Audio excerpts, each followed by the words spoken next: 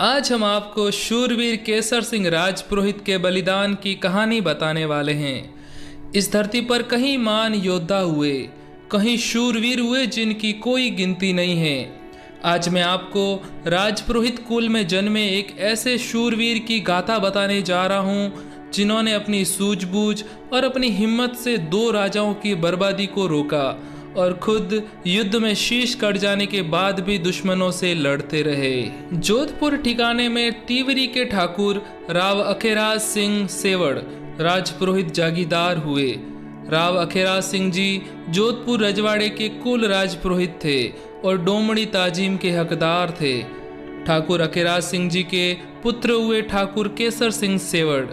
जोधपुर महाराजा अभय सिंह जी के शासन में केसर सिंह जी की अलग ही पहचान और बहुत बड़ा उनका रुतबा था और उस समय राजपुरोहित केसर सिंह जी जोधपुर महाराजा अभय सिंह जी के खास सलाहकार भी थे। जोधपुर मारवाड़ के चाणक्य कहे जाने वाले केसर सिंह जी सेवड़ राजनीतिक और कूटनीति के बहुत बड़े विद्वान थे और यही नहीं, युद्ध कला में वो पूरी तरह से परिपूर्ण थे। युद्ध के समय केसर सिंह जी का घोड़ा महाराजा अभय सिंह जी की सेना के सबसे आगे रहता था। केसर सिंह जी की खास बात ये थी कि वे कई राजाओं के आपसी झगड़े को मिटाकर उनमें मित्रता करवाते थे और उनकी दुश्मनी को खत्म कर देते थे, जिससे सभी राज्यों में प्रेम बना रहता था। इसी को लेकर उनका एक बड़ा ही शानदार किस्सा है जब उन्होंने 2 सगे राजा भाइयों की दुश्मनी को खत्म करवा दिया और उन्हें एक कर दिया। ये बात उस समय की है जब जोधपुर के सिंहासन पर महाराजा अभय सिंह जी विराजमान थे और उनके छोटे भाई महाराजा भगत सिंह जी नागौर के सिंहासन पर विराजमान थे।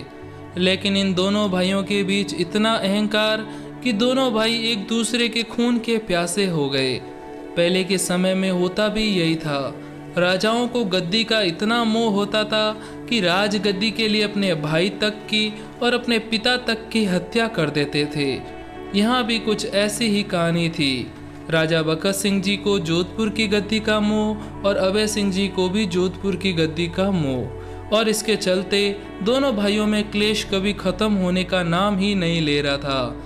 बहुत से दूसरे राजा महाराजाओं ने इनकी दुश्मनी को खत्म करने और दोनों को एक करने की कोशिश की, लेकिन ऐसा कभी हो नहीं पाया। केसर सिंह जी ने एक बार दोनों भाइयों को समझौते के लिए राजी कर लिया। जोधपुर और नागौर के बीच गांगाणी गांव में दोनों भाइयों की भेंट करवाने के लिए अलग अलग रहने की व्यवस्था की और उनके लिए बड़े बड़े तंबू खिंचवाए और खाने पीने का पूरी तरह से इंतजाम किया। उसके बाद केसर सिंह जी ने दोनों राजाओं के पंडालों का जायजा लिया। उनके खास पहरेदारों से पूछा कि कहीं कोई अनहोनी बात तो नहीं है या फिर कोई छल तो नहीं कर रहा है। तभी केसर सिंह जी के एक सेवादार उनके कान में धीमे सुर में उनसे कुछ कहने लगते हैं और वो कहते हैं कि राजा भगत सिंह जी के तंबू के नीचे बारूद की सुरंग बिछाई हुई है और जैसे ही भगत सिंह जी तंबू में आएंगे, यहाँ बैठेंगे, तभी एक जोर से धमाका होगा और राजा भगत सिंह जी की मृत्यु हो जाएगी। और ये चाल जोधपुर महाराजा अभय सिंह जी ने चली हैं।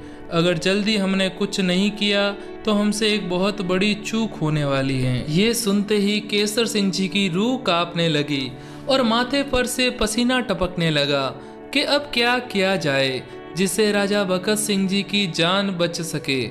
संजोग से उस दिन भगत सिंह जी के काफिले को देरी हो गई और वे उस दिन वहां नहीं पहुंच सके। उन्होंने अपना काफिला इमरतिया नाड़ा नामक स्थान पर डेरा डाला और दूसरे दिन वहां जाने का विचार किया। उसी रात केसर सिंह जी ने बिना देरी किए अपने घोड़े पर सवार होकर इमरतिया नाड़ा की ओर प्रस्थान किया और देर रात में वे वहां पहुंच गए और भगत सिंह जी के डेरे के बाहर आकर उन्होंने भगत सिंह जी को आवाज लगाई। भगत सिंह जी ने केसर सिंह जी की आवाज को पहचान लिया और उन्होंने उन्हें तुरंत अपने तंबू में बुला दिया। उनसे मिलते ही केसर सिंह जी ने कहा कि आपको गंगाणी नहीं जाना है, वहां आप पर हमले की साजिश रची जा रही है। भगत सिंह जी भी सचेत हो गए और केसर सिंह जी को गले से लगाकर उन्हें धन्यवाद कहा और वापस नागौर की ओर चले गए। उसके बाद केसर सिंह जी भी वापस गांगाणी आ गए। तभी वहां के कुछ लोग राजा अभय सिंह जी के कान भरने शुरू कर दिए केसर सिंह जी को लेकर। वो कहते हैं कि केसर सिंह जी तो राजा भगत सिंह जी के जासूस हैं। वे जोधपुर के हर राज, हर भेद उनको बता देते हैं। अब आप तो जानते ही हैं कि राजा कान के कितने कच्चे होते हैं। चुगलखोरों की बातें सुनकर राजा गुस्से में लाल पीले हो गए और केसर सिंह जी को अपने डेरे में बुलाया और कहा, पुरोहित जी, मैं आपको अपना कुल गुरु मानता हूँ। आपके पूर्वज जोधपुर घराने के सनातन रहे हैं, फिर आप दुश्मन को हमारा भेद दे रहे हो, ये कैसे चलेगा। दयालु हृदय के धनी केसर सिंह जी ने मन शांत करके राजा की पूरी बात सुनी। फिर बोले, हे महाराज, मैंने आपके पिताजी अजीत सिंह जी को अंतिम क्षण में मैंने उनको वचन दिया था कि मेरे होते हुए जोधपुर घराने को कलंक लगने नहीं दूंगा। अगर आज मैं ऐसा नहीं करता तो शायद आज राजपूत घराने पर एक कलंक लग जाता। अगर इसमें मेरा कोई गुनाह है तो मुझे सजा दे सकते हो। मैंने तो आपको एक कलंक से बचाया है।